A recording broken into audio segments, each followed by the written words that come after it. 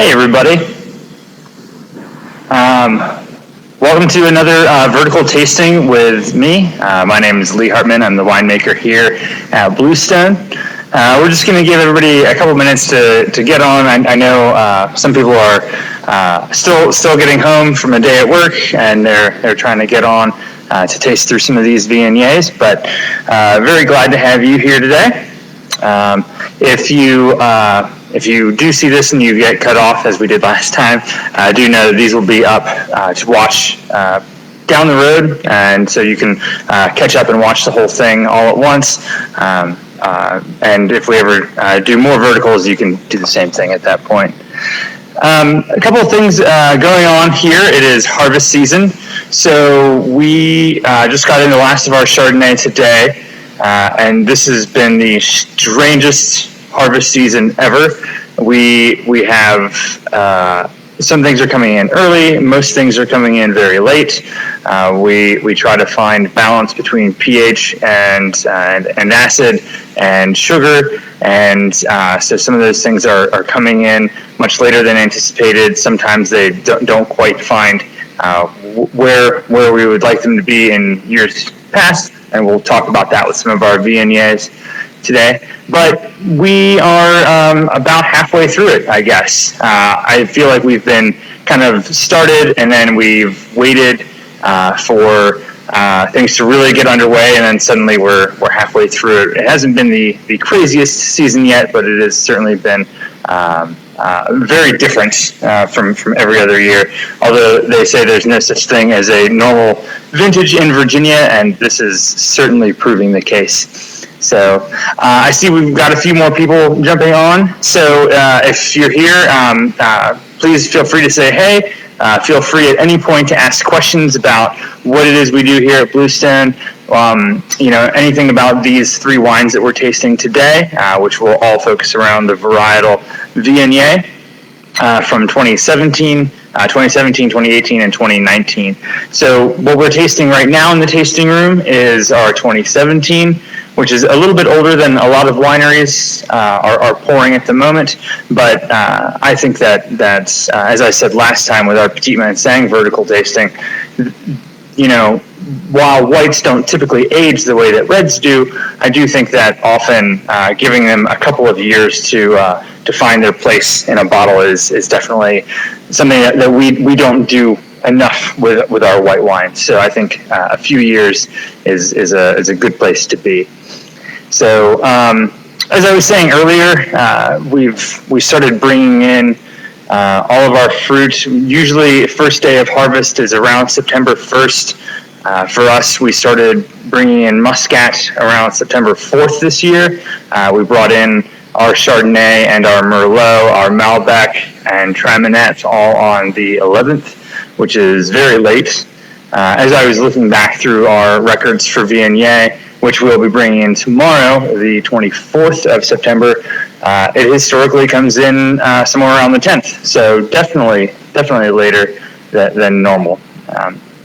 Normal being a very subjective term in this industry. So,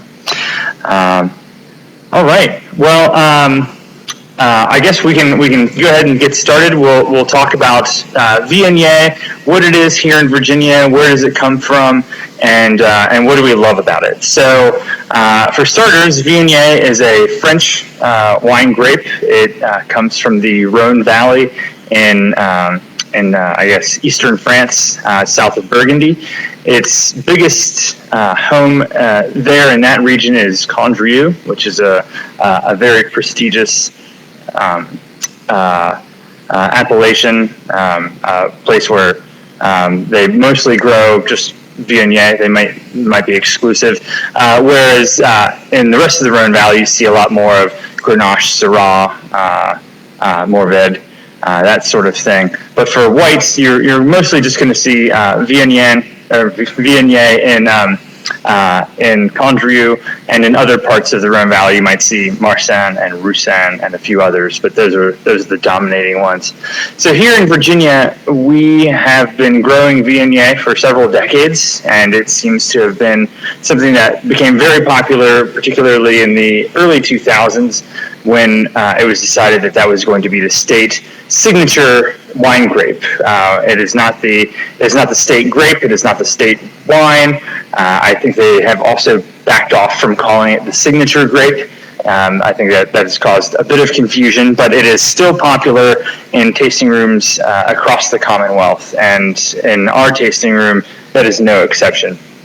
Of all the dry varietals, so our most popular wines year in, year out are always Moscato, Bow, and Crooked and Wheaty, and that has never failed. Every single year, those are the most popular. But as far as dry wines are concerned, the ones that often have the most name recognition seem to do the best. So Cabernet Sauvignon and Chardonnay, where people who maybe aren't even the type to sit down on a Wednesday and do a vertical tasting with a winemaker, people they've heard the name Cabernet and they've heard the name Chardonnay, and so those often do well regardless of the year. But also our two of our other biggest selling dry wines are the ones that you see all over Virginia, which would be Cabernet Franc and Viognier. Have definitely both made a name for themselves, not only at Bluestone, but across the whole state. If you are in an ABC store anywhere in Virginia, you might see our Viogniers available there.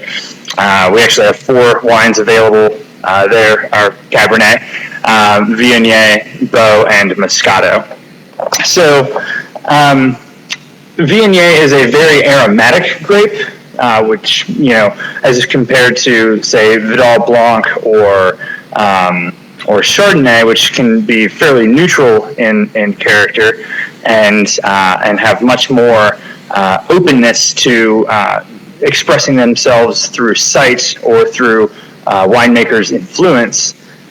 You are going to have some very distinct character in Viognier, regardless if it's done in barrels or if it's done in stainless steel tanks. If it's, there will surely be differences between California and a French Viognier, but there is still very much a certain character that is unmistakable when you have it, and we'll get through some of those here in a bit. As I was saying, France, you'll also find in southern France a fair amount of Viogniers planted there. Also, in the New World, you'll see a lot of it coming out of Australia. That's one of its biggest homes these days. And you'll also see it on the West Coast as well. But on the West Coast, which is Oregon is very different from Napa, which is very different from San Luis Obispo. So I shouldn't just lump it all together. But in California, in particular, you'll find Viognier there. Well, if there are no questions, nobody has anything to chime in with, I guess we'll go ahead and get started. As I was saying, today we're going to go through our 2017, 18, and 19. So the first one is our current vintage in the tasting room. I've really grown to like our little airplane bottles. They make tastings very easy to still do here at the winery. So we are not allowed to pour tastings as we traditionally have done at the bar, where you stand around with your friends and you talk to one of our servers and you learn about the wines and you taste them together. What we do now is you can come to the tasting room and you pick your own flights. You don't have to stick with reds or whites or sweets or reserve. You can kind of pick around and pick and choose, and then you can take it back to your table, and everybody gets to taste whatever it is that they're interested in. Maybe it's 2 wines, maybe it's 5 wines, whatever really floats your boat. And we're also able to sell vertical tasting sets. So that's helpful.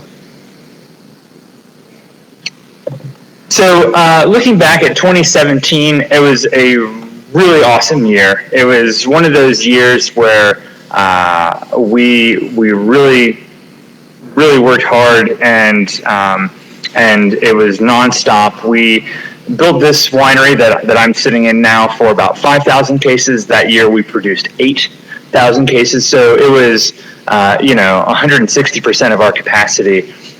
Every single day behind me we have bins of red fermentations, and we had barrel fermentations for our Petit Manseng, Viognier, and Chardonnay, and we had to spend over an hour every single morning bringing everything outside just so we had space to work during that vintage. And then at the end of the day, we'd spend another hour trying to Tetris problem solve everything back in. And so that was probably the biggest challenge of the vintage. We really didn't run into a lot of problems with difficult fruit or any sort of quantity issues where we ended up getting something short out of a block. If anything, we really had an abundant year, and it's really great when you can have those years that have awesome quantity and awesome quality at the same time. I think that we are going to see several Governor's Cup winners coming from the 2017 vintage for years to come. So this one, as I was looking back at the numbers today, this one came in fairly ripe. It was a little bit over 22 brix, and brix, B-R-I-X, is a way of measuring sugar in your juice, and 22 is right about where you'd want it, depending on your pH and your acids. And at the same time, Viognier has a real reputation for being a fat wine, something that has not a lot of acid, so it doesn't have that focus that you might find in something like Petit Manseng, which is also a very rich style wine, but it's also this can sometimes be lacking in that department. But for 2017, it was right on the money.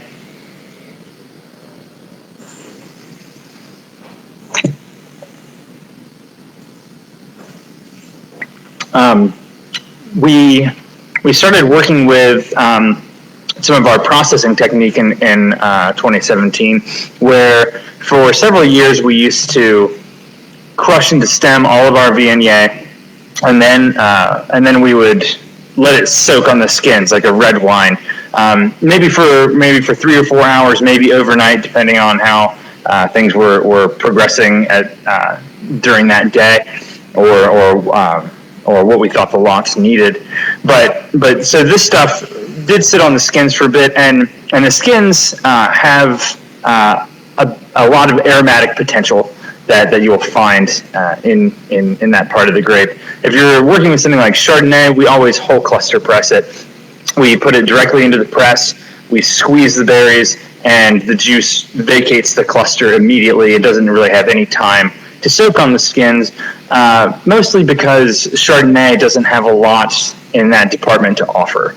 It's not something that we're looking for aromatic intensity or different aromas to come from that. But with Viognier, you are able to find some of those things.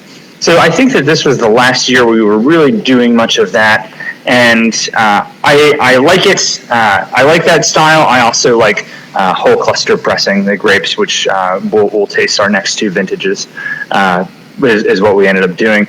To me, this can have a little bit of a grip to it. It can be a little bit tannic, which is not something you often think of with a white wine.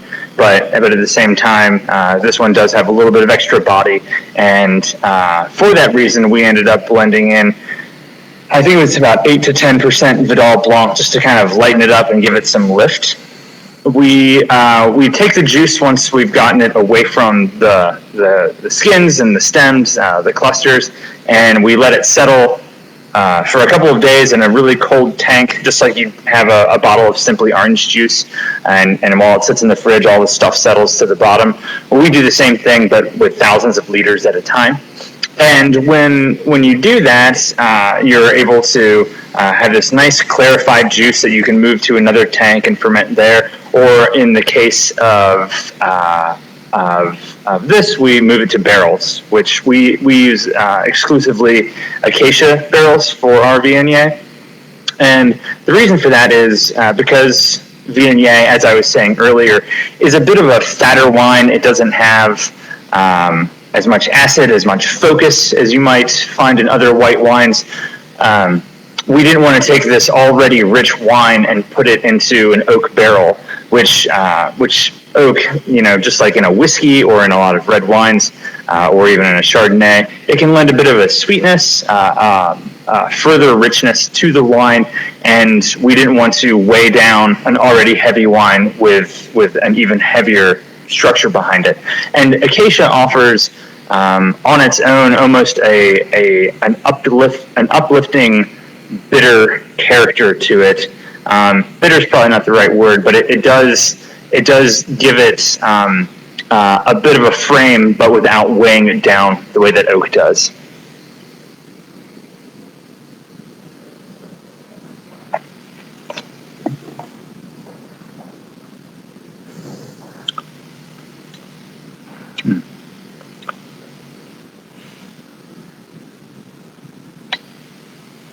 So we have, as long as we've been working with Viognier, we've always gotten this fruit from John and Ruth Saunders, who run Silver Creek Orchards and Vineyards down south of Wintergreen. So they're about an hour away, and they are just on the other side of a mountain from the Shenandoah Valley AVA. And while they are not in the same AVA that we are, they are still in Virginia. When I'm buying fruit from other growers, and this year actually we're selling about as much fruit as we are buying. I like to work in the Shenandoah Valley if possible, but if not, I do like it to be within about an hour's drive from here or less. I also like it to be over 1,000 feet elevation. We really enjoy working with high elevation fruit here, and if I'm working with something that somebody else grew, we like to have that consistency. And Virginia, hour away, over 1,000 feet elevation. Those are some things that I look for.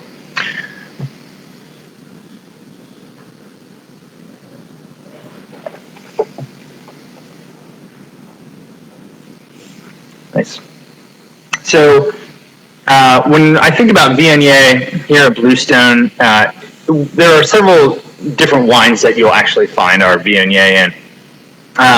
When we're talking about Viognier, where it says Viognier on the bottle, like these three do, they have to; those bottles have to have 75% or more legally to be called a Viognier.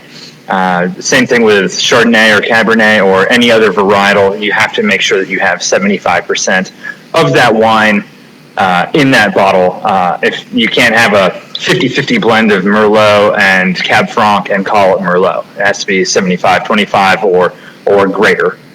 But we do use Viognier in several different blends that I'm really excited about. It is one that has historically found its way into the Wilton White.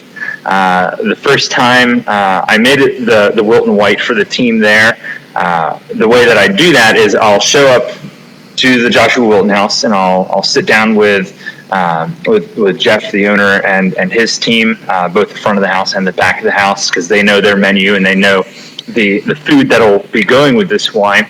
And when I first show up, I'll bring a bottle of this wine and that one and a different one, and then I'll also have different blends that I put together, and I'll just number the bottles 1, 2, 3, 4, and 5. And so when I do that, then they're able to taste it blind, and they're not thinking about what is actually in the wine, just how does it taste and what is their reaction to it, and what do they think is going to go well with it for a menu. And so the first time that I did this, I brought several different whites and then some blends, and there was 1, 2, 3, 4, 5, and they said we like the acid on 2, we like the structure of 4, we like all these different aspects of these different things, and then I came back 2 weeks later and I had new bottles that were numbered 1, 2, and 3. And they said, number 3, we really like number 3. And I said, congratulations, guys, you picked a 100% Viognier wine. So it was a barrel selected process there. So that year was 100% Viognier. I think the 2017, where this one comes from, was 20% Viognier. The current one from 2018 is a third, and that is used to blend with Petit Manseng. So yeah, it's one of those wines that even if you don't know that you like Viognier, it might be in some of your favorite blends without you even knowing it. So, all right. Moving on to 2018.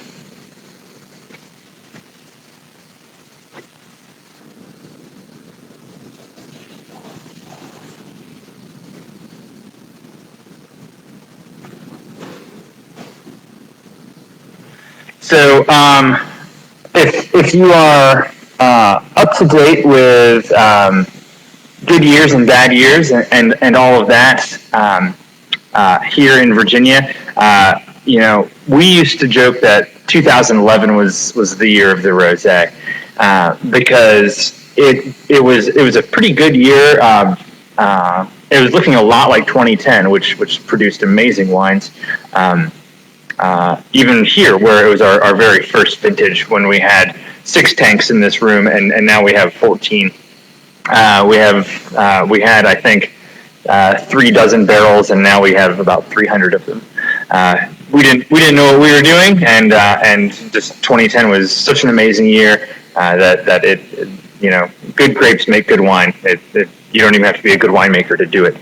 But anyway, 2011 was looking very similar, and then on September 4th, it started raining, and it didn't stop raining until Thanksgiving. After 2010, when I didn't know what I was doing, and I'm still trying to learn what I'm doing, but in 2010, I just walked around and thought, making wine is easy. Why would anybody make bad wine? That seems stupid.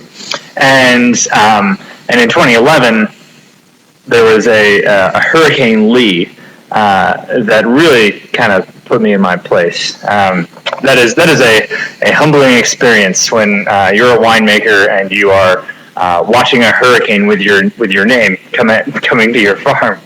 But anyway, that was always thought of as the year of the rosé because it rained the entire harvest season. In 2018, it just rained the entire year. It was a really tough year. I've always joked that I got up and I burned some fires to help fight against frost in 2018. I really wanted to try to save our crop, and I've joked since then that if I knew what the year was going to turn into, I probably would have just slept in and not worried about it. But with all the issues that 2018 had, our whites turned out fantastic. Our Petit Manseng, our stainless steel Chardonnay have gotten lots of accolades. Our 2018 Viognier is still unreleased, so I'm very excited to see what everybody says about it. If you bought these taster sets tonight, then you guys are getting the first peek at the 2018 and 2019. So I'd be very interested to hear what you have to say.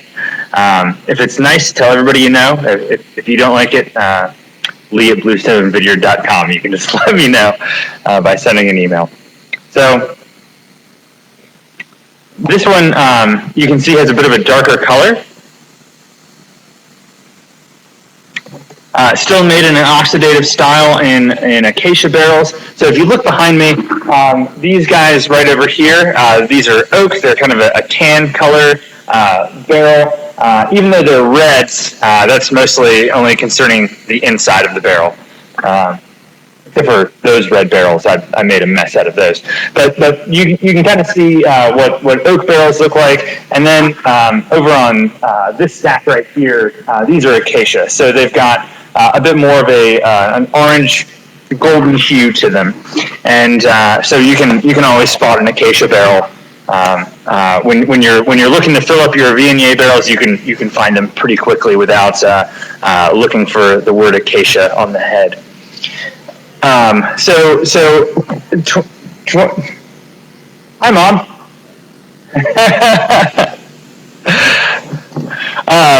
She's more of a Chardonnay drinker. Anyway, so this is our 2018.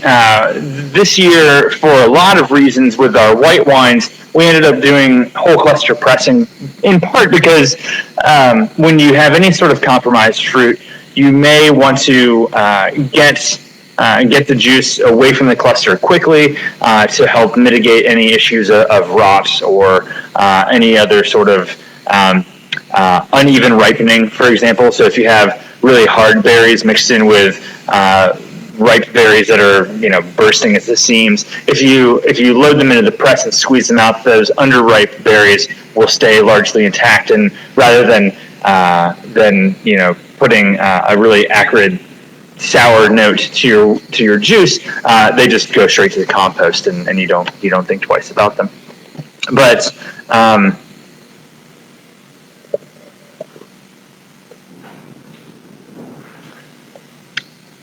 to me, this one doesn't have quite as much acid as the 2017. I don't know if that is just because of the year, or if maybe I also should have included a little bit of Vidal to this one too.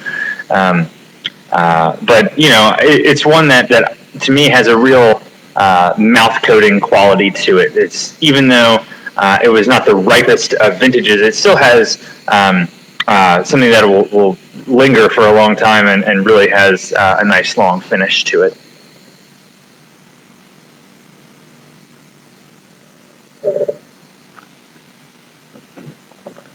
So, as we've been making Viognier, we started to realize that a lot of these other wines that I enjoy making, other blends like for the Joshua Wilton House or things like that, we ended up having to get too much Viognier for our normal Viognier production because we knew that this was always going to find its way into blends. It's been in a couple of vintages of the of Bridgewater Gold as well, which we make for Bridgewater College. This is actually the 2019, which is available now, and I definitely recommend you check that one out. Is our first vintage not having any Viognier in it.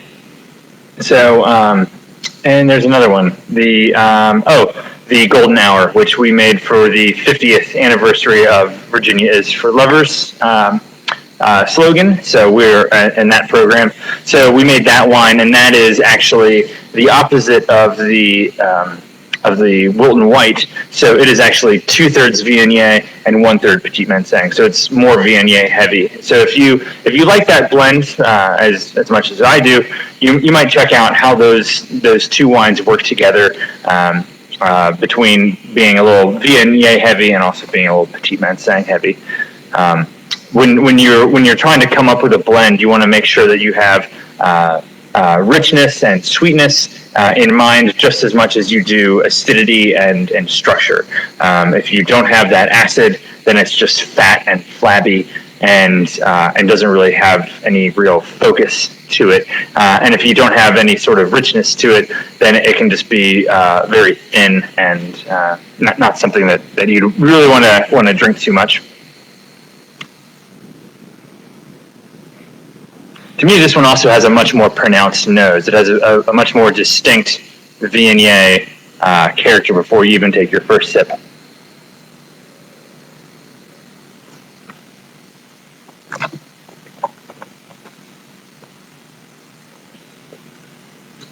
Any questions so far? I see we have a few people watching. Don't know if anybody has any thoughts or questions. And if not, that's okay too.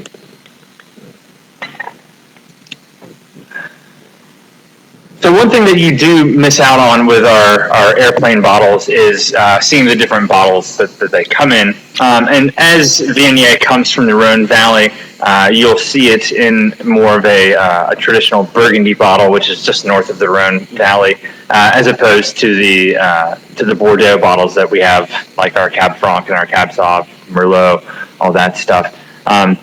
Because traditionally, if you go and get a bottle from the Rhone Valley, whether it's a Syrah or a Viognier or any sort of a red blend, it will be in the same style bottle as Burgundy, its northern neighbor.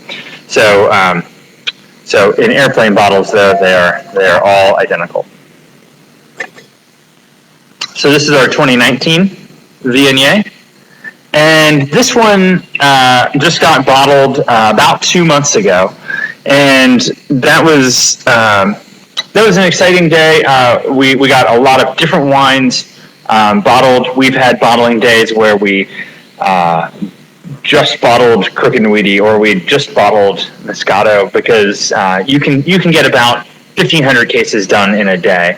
And but for every time you change the wine, or the more wines you're doing, the fewer you're able to get done in a day. So I think we did about 11 or 1,200, but I think we did 7 or 8 different wines. So lots of small lots. And here for our 2019, unfortunately, we only did about 120 cases. So once we get to this vintage, it really won't last for probably a half a year, maybe a little bit more,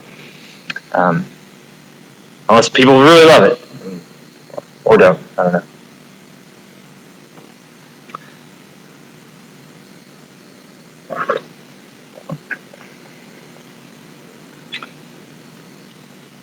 To me, of the three here, I think this is the most elegant in style of the three. It has a lightness to it, which, as I was saying earlier, Viognier has it can have a bit of a weight problem, and can be something that doesn't have much acid, but it can also be very heavy on the palate. This one doesn't. It's got some good lift to it. At this point, we haven't been buying a lot of new acacia barrels, so the amount of newer acacia has been dwindling down. So now, instead of buying 2 or 3 new barrels for the whole lot, as these get some age, I've really backed off on the barrel influence. I do still like working with acacia, and I would shy away from using oak on this wine. But at the same time, I just like the character of the fermented juice itself. I don't think that we need it to be, too much about process and too much about your barrel program. And it ought to just be more about taking what was a really nice farm product and carrying it all the way to a preserved fruit that you can enjoy 5 years from now. So. I really also appreciate that this one has probably the lightest color, which is something that I look for in a white wine, typically speaking anyway. Although this year, when we get our Viognier in, I'm looking for a little bit of an extra crop. And so with that extra bit, I think I'm going to do my first experimental amber wine, or an orange wine, as it's known, which is done by...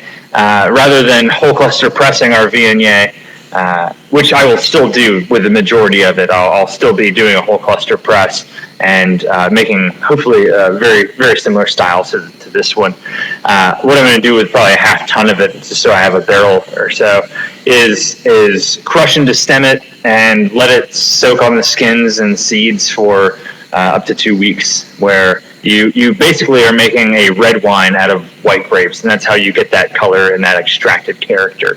And that I probably wouldn't be so nervous to put in maybe not a brand new oak barrel, but one that's a couple years old, just because it's done in such a completely different style than what we have here. So every year, every winemaker out there does dozens, if not more, experiments, and you always try to find what works best and what do you like, and can you do things to improve quality or efficiency in your cellar, and that can be one of the most exciting things, I think, for me, and I'm sure for other winemakers as well. We look forward to the month of September every single year. It's mayhem, and you don't see your friends and your family as much as you'd like to, and but it's a really exciting time where you get to really drill into what it is you do and what you love, and you hope on the other side of it that you've learned a lot. And so that's one of my experiments this year that I'm really excited about, is trying to make an amber Viognier. Mathieu at King Family makes a really beautiful one, and so I might have to pick his brain. He's always very willing to talk to other people and help them improve their quality. So really great part about our industry. We all look to help each other out. So. Well, if there aren't any questions on our Viognier, I'll be on for a few more minutes. If anybody wants to either shoot me a private message, you can follow me at Lee, Winemaker here on Facebook. You can email me, lee@bluestonevineyard.com, and we'll have lots of other events coming up. October is Virginia Wine Month. I believe we'll be doing a Cabernet Franc seminar where we will be tasting not only stuff grown here in the Shenandoah Valley of Cab Franc, but also from France and from California, South America. So be looking for details on that. I'm really excited about that one. I miss being able to do seminars where I get to hang out and talk with people, and just basically being a giant dork about wine. And so I enjoy that, and I look forward to getting back to it with everybody in a very socially distanced manner, of course. We also just released our sparkling wine, and even though that was this past weekend, there's still plenty more. So make sure you come out and check that out. And thank you guys so much for tuning in for the last 36 minutes. I hope to see you all real soon.